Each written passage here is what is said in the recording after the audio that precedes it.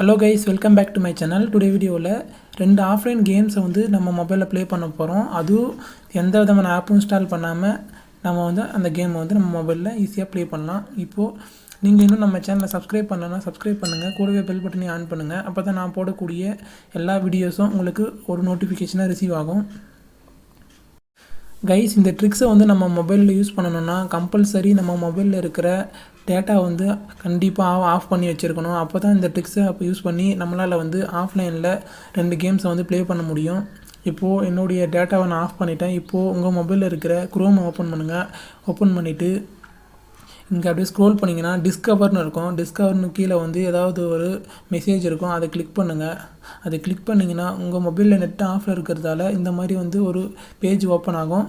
இப்போது இங்கே வந்து ஒரு அனிமல் சிம்பிள் இருக்குல்ல, அதை கிளிக் பண்ணுங்கள். அதை கிளிக் பண்ணிங்கன்னா அதாவது ஆஃப்லைனில் வந்து ஃபஸ்ட்டு கேம் வந்து நம்மளால் ப்ளே பண்ணிக்க முடியும். இந்த மாதிரி வந்து ப்ளே பண்ணிக்க முடியும். கைஸ், இந்த மாதிரி எத்தனை முறை வேணாலும் இந்த கேமை வந்து நம்மளால் ப்ளே பண்ணிக்க முடியும். சில்ட்ரன்ஸ் வந்து உங்கள்கிட்ட கேம் வச்சு கொடுங்க அண்ணா அப்படின்னு கேட்டாங்கன்னா இந்த கேம் வச்சு கொடுத்தீங்கன்னா ஆஃப்லைனில் அவங்களால ப்ளே பண்ண முடியும். இதுதான் நண்பா ஃபஸ்ட்டு ட்ரிக்கு.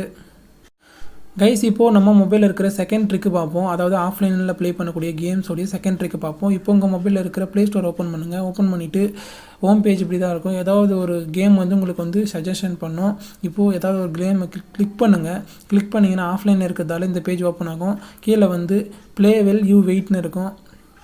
அதுக்கு கீழே வந்து ஒரு ஆஃப்லைன் கேம் வந்து நமக்கு வந்து ப்ளே பண்ண சஜஷன் பண்ணோம். இங்கே ப்ளேன்னு இருக்குல்ல, அந்த பட்டனை கிளிக் பண்ணுங்கள். அந்த பட்டனை கிளிக் பண்ணிங்கன்னா உங்களுக்கு இந்த மாதிரி வந்து ஒரு ஹோம் வந்து ஓப்பன் ஆகும். இப்போது ஸ்டார்ட் இருக்குல்ல, அதை கிளிக் பண்ணிங்கன்னா நம்மளால் ஆஃப்லைனில் வந்து இந்த கேம் வந்து நம்மளால் ப்ளே பண்ண முடியும்.